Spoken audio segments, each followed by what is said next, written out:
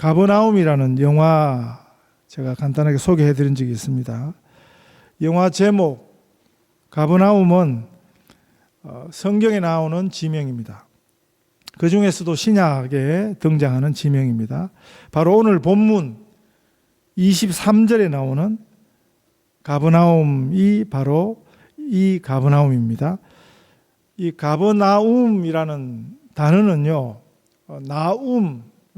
나훔이라는 히브리어 그 선지가 있습니다. 나훔 선지자, 그 나훔의 마을이라 이런 뜻입니다. 그런데 나훔이라는 이름 뜻은 무엇인가? 위로라는 뜻을 가지고 있습니다. 하나님의 위로, 이런 뜻을 가지고 있습니다. 그래서 가버나움이라는 이 동네 이름, 이 의미는 하나님의 위로가 있는 마을이다 하는 아주 이렇게 아름다운 이름을 가진 그런 성경 지명이 가버나움입니다. 우리 예수님께서 그 이적을 가장 많이 행하신 장소 세 군데가 오늘 본문에서 소개되고 있는데, 예수께서 권능을 가장 많이 행하신 고을들이다, 마을들이 세 군데 장소입니다. 우리가 지금 쓰고 있는 성경, 개역 개정판 한글이거든요. 한글 성경인데 한글 성경에도 여러 가지 버전이 있습니다. 우리가 지금 쓰고 있는 공식 이 버전은 개역 개정판입니다. 성경을 같이 읽을 때 자기 성경하고 좀 다르면 본인 가지고 있는 성경이 아마 개역판일 가능성이 많습니다. 우리 직전에 쓰던 게 개역이거든요. 우리 성경에는 예수께서 권능을 가장 많이 행하신 고을들 이렇게 되어 있지만, 이 번역은 바로 앞에 번역이 더 좋은 것 같아요. 개역 성경에는 예수께서 권능을 가장 많이 베푸신 고을이라 이렇게 되어 있습니다. 베푸신다 하는 말은 은혜를 베푸신다 하는 그런 의미입니다. 예수님이 그냥 사람들을 놀래시킨 것이 아닙니다. 사람들을 그냥 놀랍게 하신 것이 아니고 이 마을들에서 예수님이 은혜를 베푸셨습니다. 그 은혜로 그 지역 사람들을 위로하셨다는 의미입니다. 예수님의 은혜가 가장 많이 나타난 세 군데 장소, 그 지명이 오늘 본문에서 소개하는 고라신, 베세다, 그리고 가버나움입니다.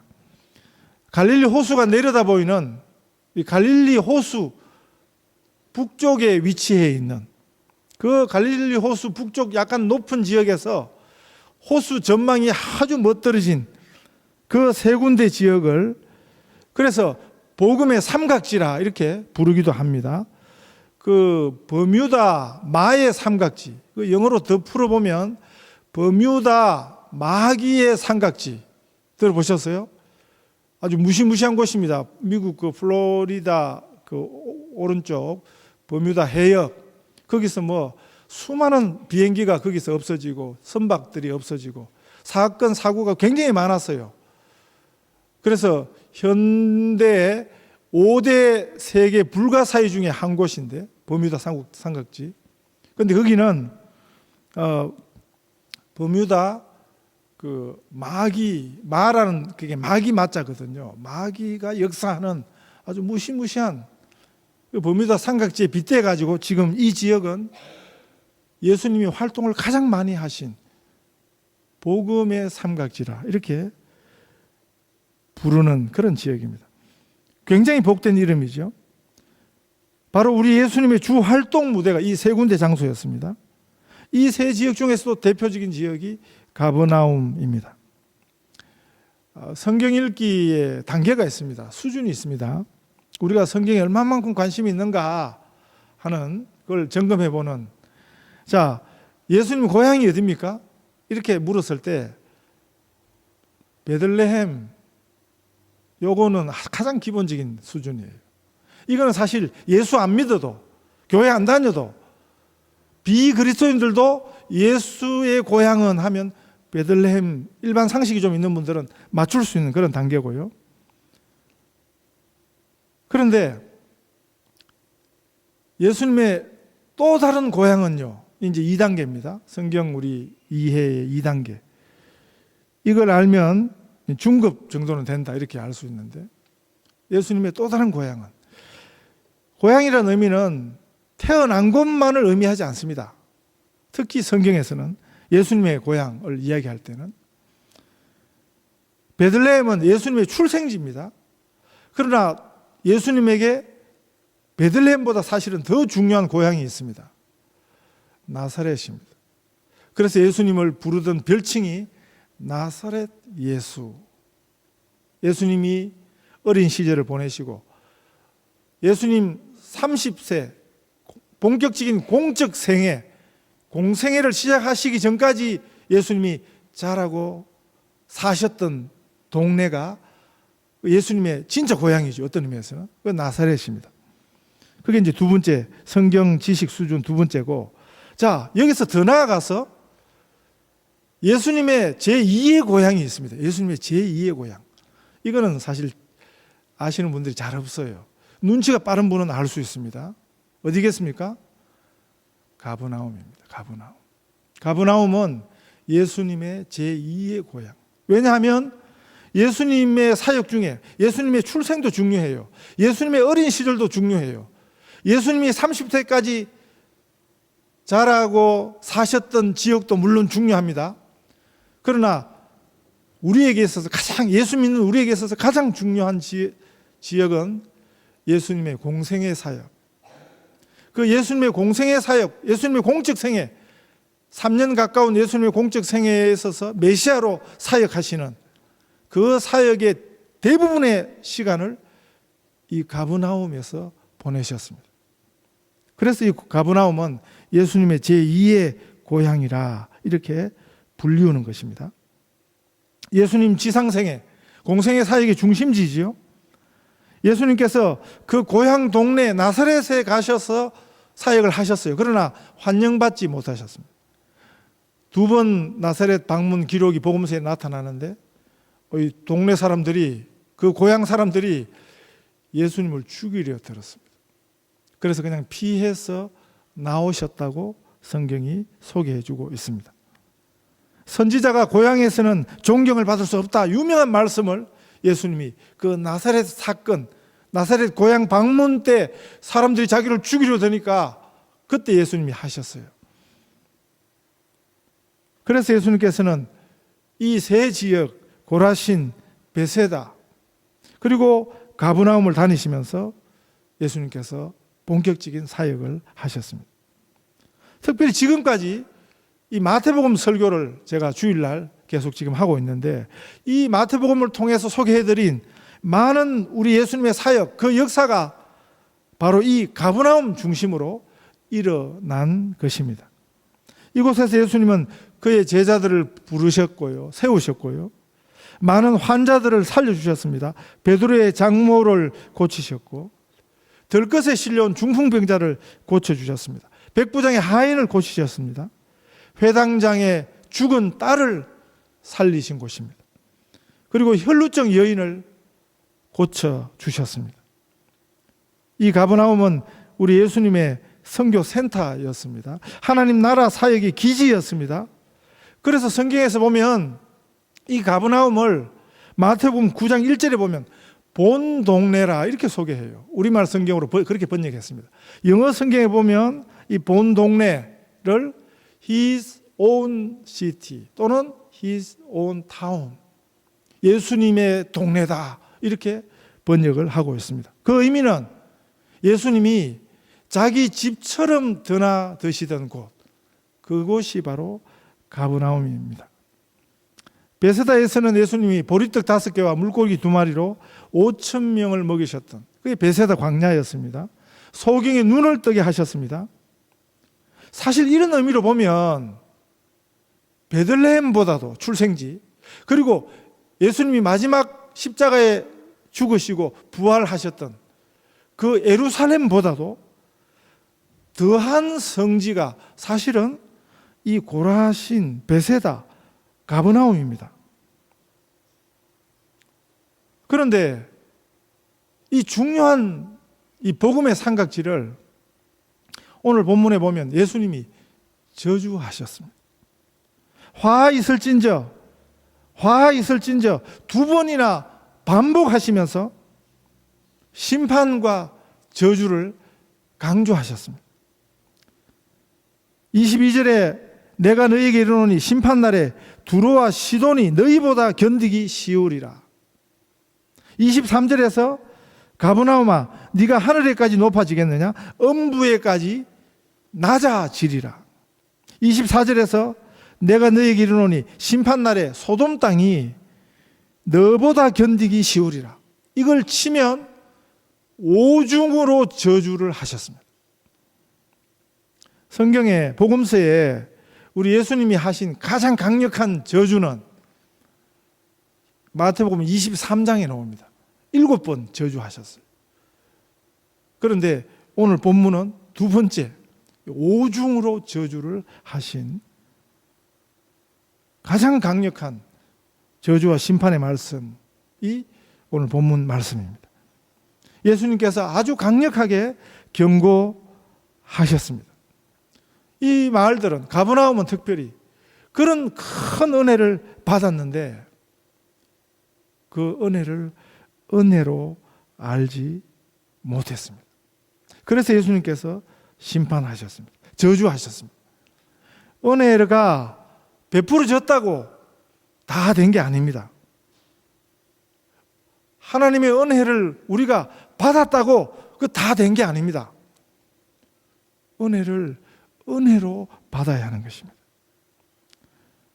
진짜 은혜 받은 증거가 있습니다. 이 성경이 말하는 증거죠.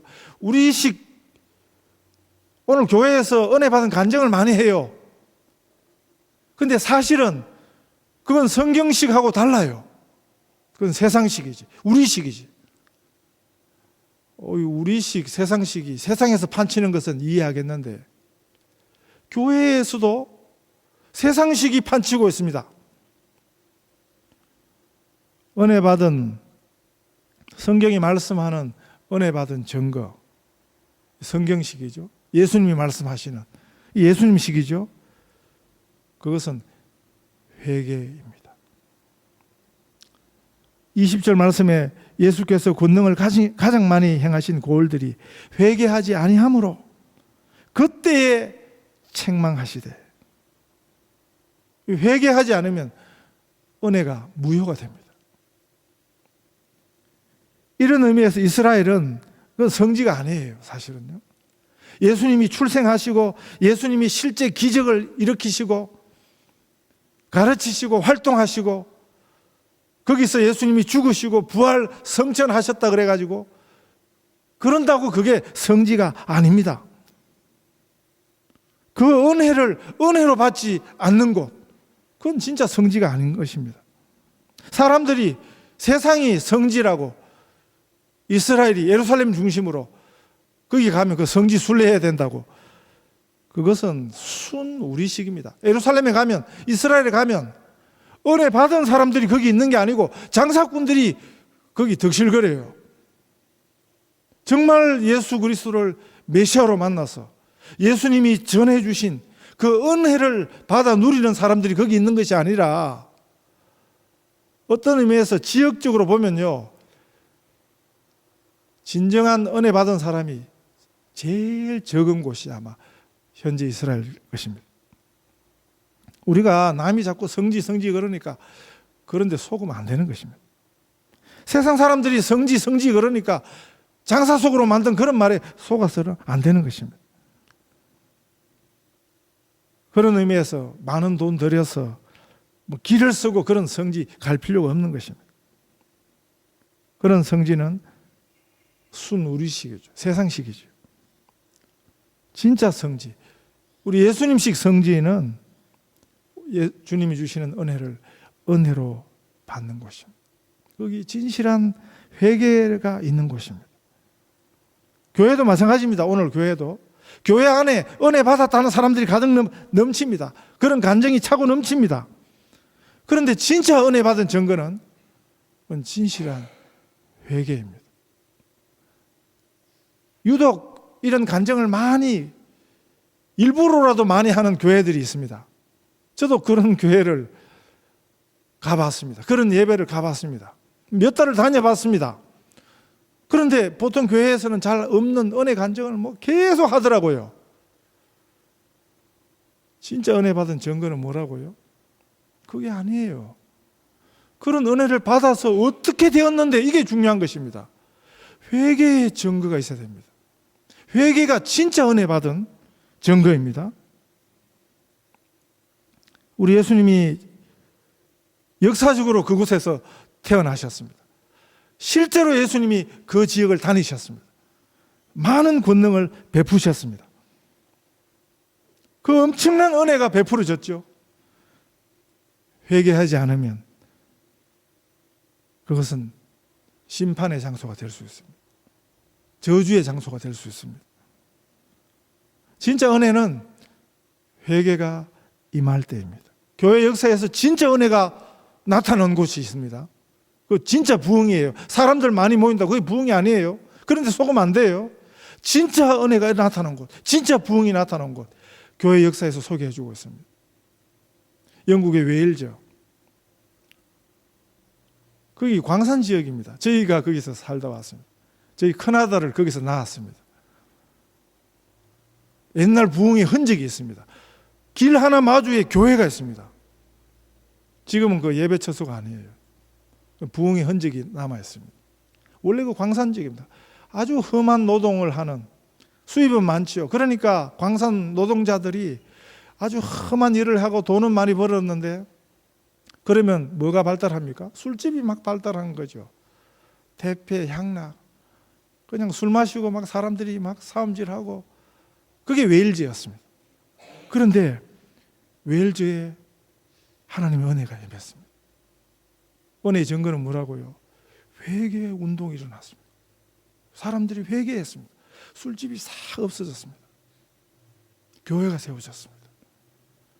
그때는 지금처럼 기계화가 덜 돼가지고 말이 주로 석탄 그런 거 광물을 캐면 말에 싣고 이제 말을 사용했는데, 은혜가 임하기 전에는 짐승에게 분풀이를 했습니다. 말을 발길질하고 채찍질하고 막 부상당하고 다리 부러지는 말들이 수두룩했습니다. 그런데 웨일즈에 진짜 은혜가 임하니까 여러 가지 변화가 생겼는데, 자기들이 그렇게 험하게 다루는 짐승을 향해서도, 말을 향해서도 아끼고 사랑해주고, 그게 진짜 회개, 진짜 은혜의 증거입니다. 한국교회 진짜 부흥은 1907년 평양에서 시작되었습니다. 장대현 교회라는 곳에서 진짜 부흥이 시작되었습니다. 부흥이 일어나니까 거기 예배에 참석한 사람들이 다 자기 죄를 실토하기 시작했습니다. 그 소문이 나니까 일본 순사들이 저 교회 가면 자기가 죄를 지었다고, 뭔 죄를 지었다고 다 지금 스스로 자백한다 하더라. 그 이야기가 소문이 퍼졌습니다. 일본 순사들이 주일 예배에 그 범인들을 잡으려고 거기 평양 장대현 교회 예배에 참석하기 시작했습니다. 범인을 잡으려 왔던 일본 순사들이 회개하는, 그게 우리 한국 교회의 진실한 부흥, 참된 은혜가 임하던 그 현장의 기록입니다. 오늘 현대교회는 은혜 받았다고 굉장히 말을 많이 하죠. 그런데 회개가 없습니다. 회개하라 그러면 교인들이 싫어해요. 말로 분위기로는 은혜 받았다고 해도 진짜 회개, 그 증거는 희박한 곳이 현대교회의 사정입니다. 심지어는 은혜를 연출합니다. 은혜를 만들어내요. 세계적인 교회에 그런 일에도 세계적이에요. 찬양으로 전 세계적으로 유명한 교회 찬양팀 리더가 자기가 암에 걸려 죽다가 하나님의 은혜로 살아났다 간증을 했습니다. 알고 보니 다 거짓말이에요. 암에 걸린 적도 없고, 그러니까 살아난 것도 거짓말이에요. 왜 그랬는가? 그 교회 분위기가 그랬다는 거죠. 뭔가를 그렇게라도 만들어냈어야 했다는 거죠.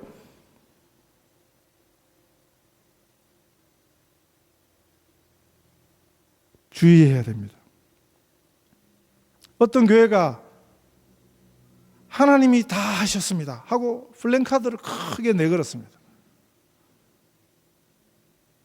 온 세상이 다 욕하는 일을 해놓고는 자기들은 좋았습니다. 그 교인들은 좋아했습니다. 그 교인들 중에도 생각이 있는 분들은 다 반대했습니다. 그 교인들 중에서도 바른 신앙을 가진 분들은 다 반대했습니다. 생각 없는 분들은 좋다고 막 이러고 하나님이 다 하셨습니다. 차라리 그렇게 안 하면 부끄러운 줄 알고 가만히 있어야 되는데 거기다가 하나님이 다 하셨습니다 하니까 하나님의 이름을 높이는 게 아니고 그건 하나님의 이름을 욕먹이는 것입니다. 회개가 없으면 그건 가짜 은혜입니다. 예수님이 많은 권능을 베푸셨지만 회개가 없는 그곳은 그건 가짜인 것입니다. 가버나움은 하나님의 은혜가 축복이 있었지만 그러나 실상은 폐허, 그게 상징이 가버나움이라는 이 이름입니다. 은혜로 받지 못한 이 땅, 이 지역에 대해서 예수님이 화를 내셨습니다. 진노하셨습니다. 오중으로 저주하셨습니다. 은혜는 은혜로 받아야, 그래야 진짜 은혜가 됩니다.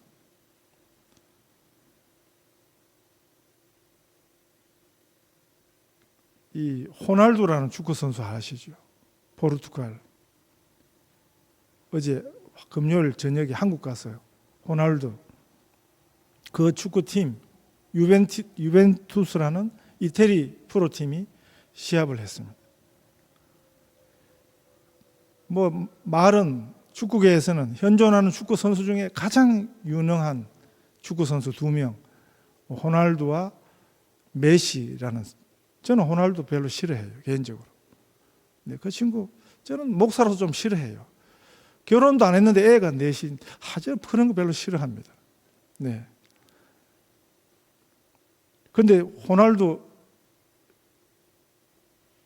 앞에 그 포르투기식 이름 크리스찬, 그게 크리스찬 호날두입니다. 영어식으로 하면.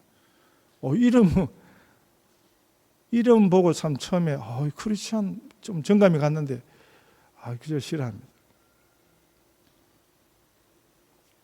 이 호날두가 서울에 오니까 서울 축구 경기장 6만 명이 모였습니다.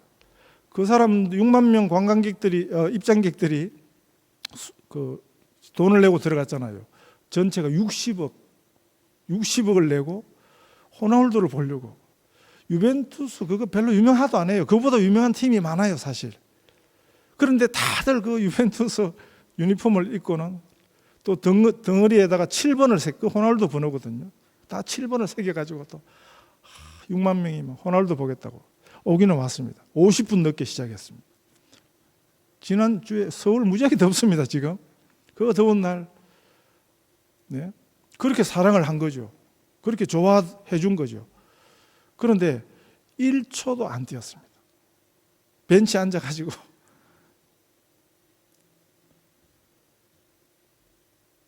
그 호날두가 뛰는 걸 보려고 그렇게 찬사를 하고 그 많은 돈을 지불하고 1초도 안 뛰었습니다. 그리고 나서도 미안하다, 죄송하다 한마디도 안 하고, 설교 중에 이렇게 표현 쓰기는 좀 미안하지만 아주 사가지 없는 짓을 했습니다.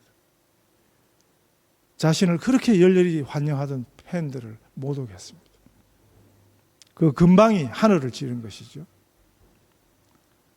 가버나움아, 네가 하늘에까지 높아지겠느냐? 음부에까지 낮아지리라. 은혜로 받지 못한 자들에게 예수님이 이렇게 경고하십니다.